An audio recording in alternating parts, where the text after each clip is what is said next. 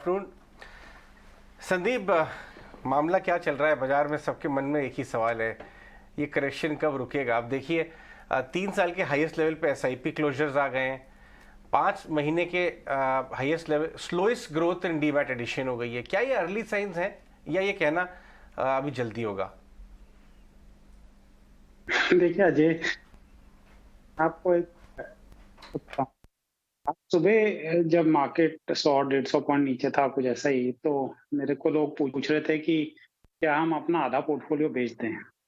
उसके बाद मार्केट वहां से 200 पॉइंट चढ़ा और पॉजिटिव में आया, तो वही लोग पूछने लग गए क्या हम मार्केट में और खरीद सकते हैं, क्या कुछ हम ऐड करें क्या। सो ये मार्केट में सारे सेंटिमेंट्स जो है इतने फास्ट चेंज होते हैं, हमें उस पर इतना अगर हम ध्यान दे के इन्वेस्ट करेंगे तो फिर कभी पैसे नहीं बन सकते। ओवरऑल मेरा व्यू ये है कि macro wise Indian economy world में ऑलमोस्ट अपने एक तरह से बेस्ट इकोनॉमी है इस समय प्लेस्ड। हमारे कोई बैंकिंग सेक्टर इश्यूज नहीं है, हमारे फॉरेक्स रिजर्व बहुत स्ट्रांग है हमारे, और मैक्रो पैरामीटर्स ग्रोथ के काफी अच्छे हैं। कंजम्पशन में थोड़ा स्लो डाउन है इन्फ्लेशन के कारण, वो भी आगे जाके पिकअप होना चाहिए। तो मुझे इतना कंसर्न मार्केट में दिखता नहीं है। सही कही कि मैक्रो फ्रंट पे बेस्ट हो गई इकोनॉमी हमारी और बहुत ज़्यादा चिंता नहीं करनी चाहिए उसको लेके। वैल्यूएशन फ्रंट पे क्या अट्रैक्टिव हो गए बाजार में? वैल्यू बन गई है, आने लगी, specially mid cap small cap में। या मुझे लगता है कि क्योंकि अभी अगर हम देखें तो अगर 15 महीने पहले भी मार्केट ऑलमोस्ट सिमिलर लेवल्स पे था, तो वहां से जीडीपी में ग्रोथ हुई है और मार्केट कैप रिडक्शन काफी, अगर हम जीडीपी के मुकाबले देखें, हम लोग कभी करीब 77% पे पहुंच गए हैं। एक समय 115% पे पहुंच गए थे 2020 के एंड पे।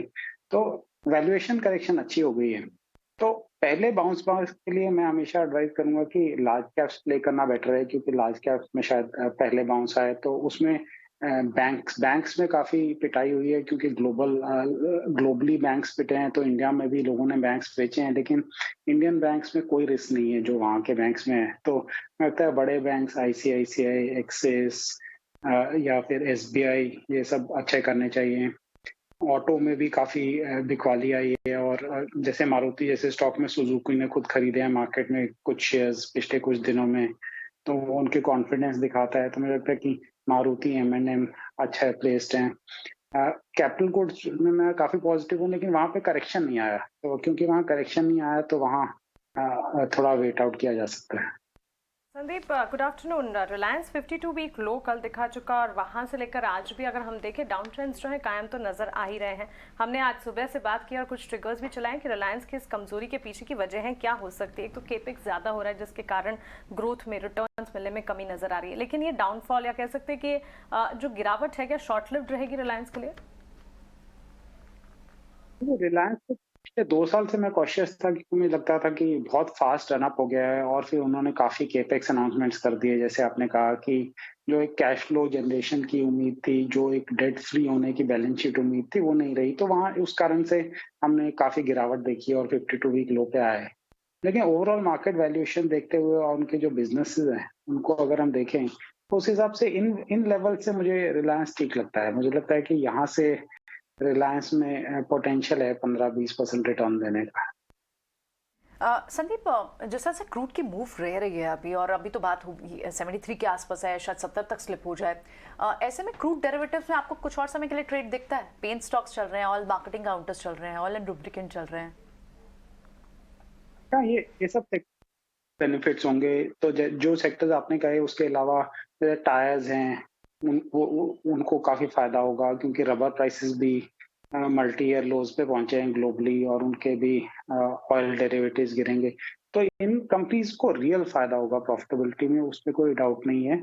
और ये काफी डोमेस्टिक लिंक सेक्टर्स हैं, तो इनके डिमांड सिनेरियो भी ठीक है। मतलब ओवरऑल स्लो डाउन है कंजम्पशन में, लेकिन इन कंपनीज को ज्यादा फर्क पड़ता है प्रॉफिटेबिलिटी के जो लीवर्स है, अगर वो अच्छे हों, तो ये सब सेक्टर्स में मुझे लगता है और क्योंकि उम्मीद है कि ग्लोबल स्लो डाउन थोड़ा रहेगा अभी, तो ऐसा नहीं है कि ये जो बेनिफिट्स मिल रहे हैं वो सडनली रिवर्स हो जाएंगे। ऑब्वियसली जब स्टॉक मार्केट्स वगैरह रिकवर होंगे तो इन 70-72 शायद ना रहे, क्रूड इधर से ऊपर आए, लेकिन एक साल के मुकाबले अगर हम देखें तो आज क्रूड करीब 40% नीचे है।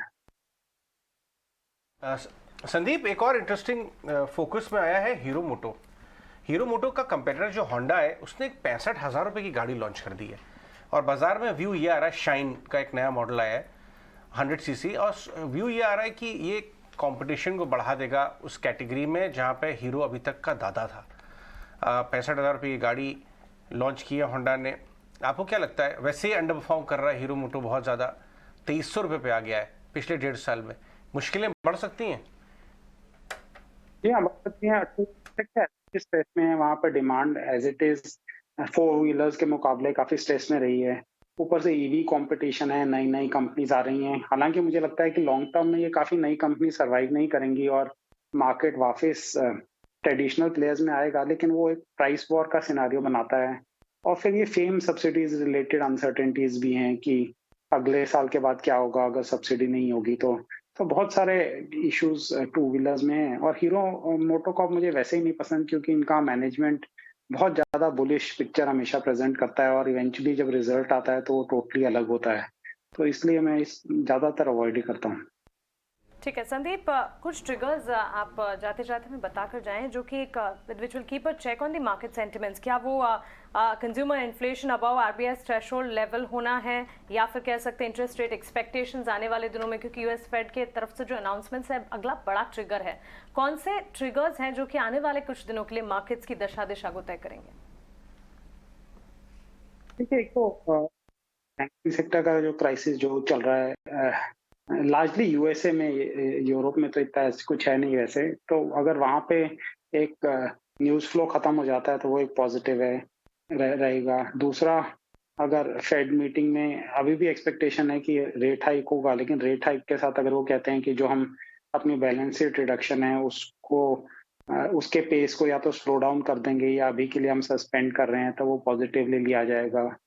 तो ये कुछ ट्रिगर्स हैं। ओवरऑल इन्फ्लेशन डेटा पे मैं इतना ध्यान नहीं दूंगा क्योंकि ये काफी बैकवर्ड लुकिंग होता है। अगर हम डायनामिक्स देखें इन्फ्लेशन के तो वो काफी ईज आउट हो गए हैं, तो आगे जाके अगले कुछ महीनों में इन्फ्लेशन नीचे ही आएगा। ठीक है, ऑलराइट। आगे इन्फ्लेशन तो नीचे आना है, ऑफ कोर्स ये तो फोरसीन है, लेकिन अभी एट द सेम टाइम बाजारों में जो पेन है वो एक्चुअली थोड़ी सी ओवर स्ट्रेच हो जाती है और वो रिटेल इन्वेस्टर्स के लिए, ट्रेडर्स, इन्वेस्टर्स सभी के लिए एक मुश्किल भरा समय तो हो जाता है। ऐसे में सही सलाह आपके लिए लानी बहुत जरूरी है। शुक्रिया संदीप, ये सारी व्यूज हमारे साथ शेयर करने के लिए।